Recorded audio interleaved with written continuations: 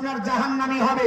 যদি ওই মেয়েটা বাল্য অবস্থায় থাকে, মেয়েটার দায়িত্বটা সম্পূর্ণ আপনার বাপের হাতে। বাপ তাকে তত্ত্বাবধান করবে, বাপের আপনার করে দিও। মেয়েটাকে জান্নাতি বানানো, মেয়েটাকে মানুষ করা।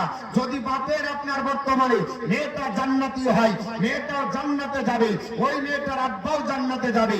মেয়েটাকে যদি আপনার পর্দার ভিতরে না থেকে বেপর্দা যদি করে ফেলে, আপনার আর যদি না যায় কিছু, আপনার মানুষ আছে নিজের বাপ ওকে স্কিন টাইট আপনার গেঞ্জি আর প্যান্ট কিনে দেয়, দেয় না?